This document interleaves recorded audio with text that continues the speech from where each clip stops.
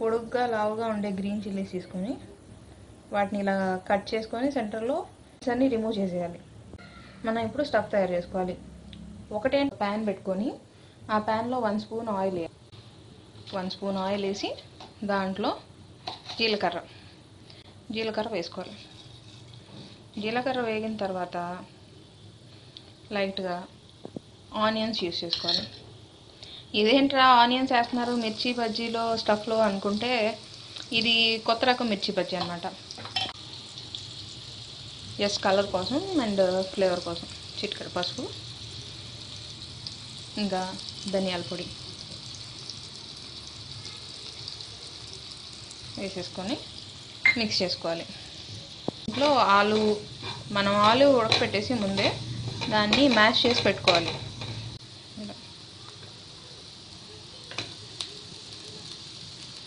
Mash చేసి పెట్టుకొని ఆలు వేసేసుకొని, ఆలు వేసాం కదా దాన్ని బాగా మనం మిక్స్ చేసుకొని కొంచెం సాల్ట్ మన టేస్ట్కి తగ్గట్టుగా లైట్గా వేసుకోవాలి. ఎందుకంటే పైన మనం పిండిలో కూడా వేస్తాం కాబట్టి కొంచెం సాల్ట్ వేసుకోండి. అలాగే కొంచెం స్పైసీగా కావాలనుకునే వాళ్ళు కొంచెం కారం వేసుకోవాలి.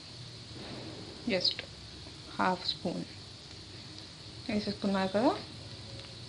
ఇప్పుడు చూసారు కదా ఎలా మెత్తగా పేస్ట్లా రెడీ అయిపోయిందో. దీన్ని మనం ఇంకా చల్లారిపోయినాక స్టఫ్ చేసేసుకోవడం. ఇప్పుడు మనం తయారు చేసుకున్న స్టఫ్ని ఇలా తీసుకొని మెత్తగా దీంట్లో కూరుకోవాలన్నమాట. మీకు ఎంత కావాలంటే అంత, ఎక్కువ కావాలంటే ఎక్కువ, తక్కువ కావాలంటే తక్కువ. జస్ట్ ఇట్లా లైట్గా పెట్టేసుకున్నామంటే మంచి టేస్ట్గా ఉంటుంది. సీడ్స్ తీసుకునేటప్పుడు కూడా ఒకవేళ మీకు స్పైసీగా కావాలనుకుంటే కొన్ని సీడ్స్ ఉంచేసుకోవచ్చు, అలా అది ఇంకా మీ చాయిస్. ఇలా మనం స్టఫ్ చేసేసుకుంటాం కదా, ఇలా వరుసగా అన్నీ స్టఫ్ చేసేసి పెట్టుకోవాలి. ఇది శనగపిండి, బేసిన్ అంటారు దీన్ని, గ్రామ్ ఫ్లోర్ అన్న అంటారు. సో దీన్ని తీసుకొని ఫస్ట్ డ్రై పౌడర్స్ మీరు ఏమైతే యాడ్ చేయాలో అవన్నీ ముందు యాడ్ చేసుకోవాలి. ఎందుకంటే వాటర్ కలిపేశారంటే ఈ పౌడర్స్ కలవు. సో కొంచెం సాల్ట్ మీ టేస్ట్కి తగ్గట్టు, తర్వాత కొంచెం కారం, ఇది కూడా యాజ్ పర్ యువర్ రిక్వైర్మెంట్స్. కొంచెం కారం వేసుకొని ఇంకా కొంచెం సోడా ఉప్పు ఎందుకంటే మీకు మంచిగా పొంగి బాగా వస్తాయి కాబట్టి. సో సోడా ఉప్పు కూడా వేసేసుకున్న తర్వాత ఒకసారి ఇదంతా మిక్స్ చేసుకోండి. కొంచెం వాము ఎందుకంటే కంపల్సరీగా వేసుకోవాలి, ఇది ఫర్ డైజెషన్ అన్నమాట. సో వాము వేసేసుకున్న తర్వాత ఇంకా వాటర్ పోసి మిక్స్ చేసుకోవాలి.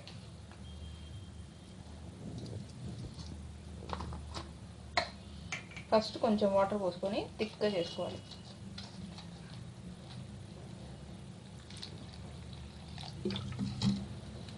ఇలా థిక్గా చేసుకున్నారంటే మీకు ఉండలు అనేవి లేకుండా పోతాయి. ఇలా టైట్గా చేసుకుంటే మీకు ఉండలు అట్లాంటివి ఏమి లేకుండా ఉంటాయి.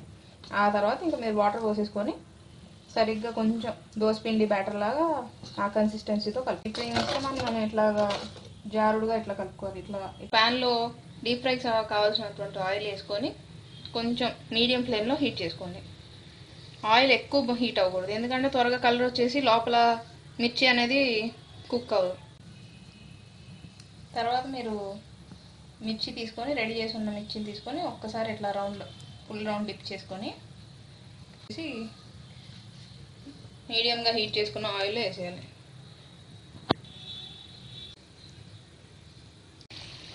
ఇప్పుడు చూసారు కదా, ఇవన్నీ ఒక 2-3 మినిట్స్ తర్వాత బాగా కుక్ అయిపోయినాయి. లోపల మిర్చి కూడా మీకు క్లియర్గా కనిపిస్తుంది. దీన్ని ఇప్పుడు మీరు ఇలా కట్ చేసుకొని తింటే చాలా టేస్ట్గా ఉంటుంది. ఇప్పుడు దీంట్లో మీరు కొంచెం పెరుగు, కొంచెం సాస్, హాట్ మిర్చి బజ్జీ రెడీ.